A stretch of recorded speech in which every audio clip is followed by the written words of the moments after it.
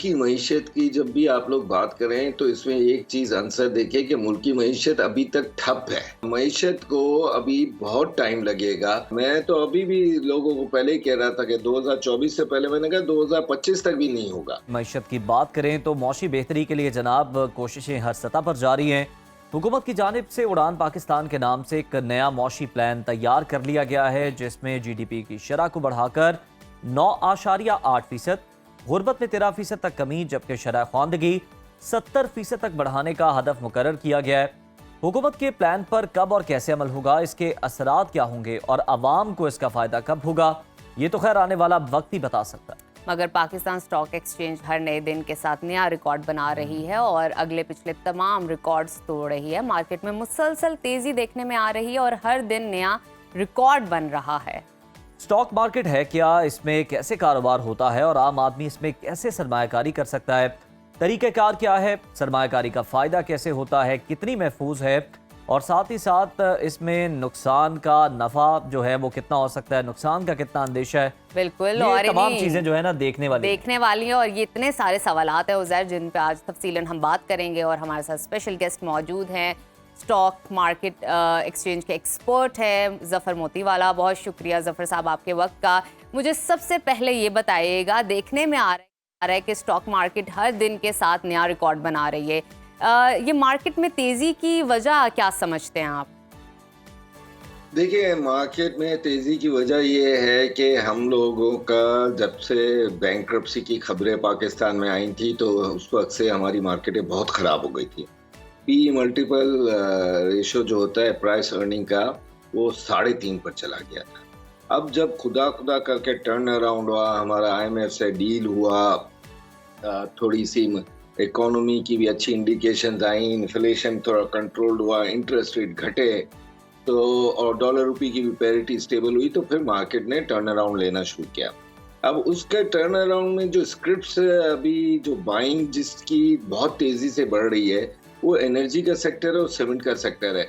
वो इंडेक्स में top heavy होते हैं, क्योंकि ये मामूली छोटी इंडस्ट्री के शेयर्स नहीं है, ये वो है जो गवर्नमेंट ओन करती है, OGDC, पाको, PSO, इस तरह की बड़ी कंपनियां, सीमेंट की बड़ी कंपनियां। तो ये जब टॉप हैवी है इंडेक्स के अंदर, तो जाहिर है उनमें अगर तेजी की आएगी लहर, तो वो हमारे रोज के रिकॉर्ड बनते गए। 45,000 से स्टार्ट करें अगर आप, तो अब हम 1,15,16,000 की तरफ जा रहे हैं। और मार्केट में अभी भी आज भी तेजी का रुझान है और मुझे लगता है कि ये तेजी कंटिन्यूस रहेगी काफी टाइम। क्या बात है। अच्छा सर, ये भी बताइएगा कि ये भी कहा जा रहा है कि स्टॉक मार्केट में जनाब बिल्कुल हम देखते हैं कि कारोबार में तेजी है, लेकिन मुल्क की मईशत को कैसे फायदा इसका पहुंच रहा है, ये बड़ा अहम सवाल है। ये लोग जानना चाहते हैं इसका जवाब।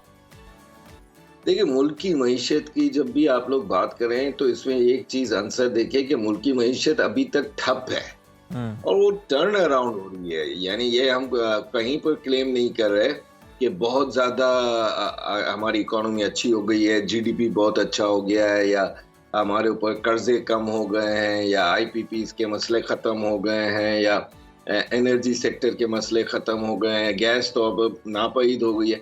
तो ये टर्न अराउंड में मईशत को अभी बहुत टाइम लगेगा।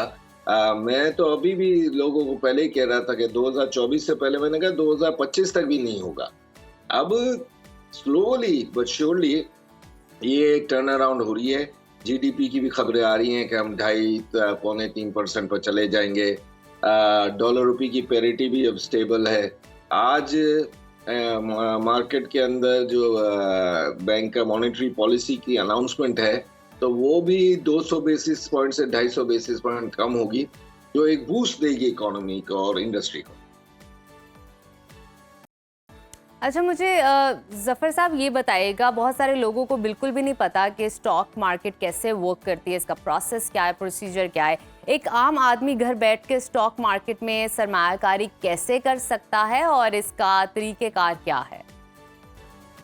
देखिए, ये जो आपने सवाल पूछा है ना, इस पर तो महीनों लग जाएंगे। अच्छा। लेकिन ये है कि बेस है कि स्टॉक मार्केट वो प्लेटफॉर्म है जिससे अगर कोई इंडस्ट्री लगा रहा है और उसके पास 50% ताकत है उसको लगाने की, तो 50% के लिए स्टॉक मार्केट में आ जाते थे और छोटे छोटे शेयर होल्डरों को अट्रैक्ट करते थे अपनी तरफ। जब वो नफे में इंडस्ट्री जाती थी तो वो जो है, वो जो शख्स है उसको बेनिफिट बहुत हो जाता था।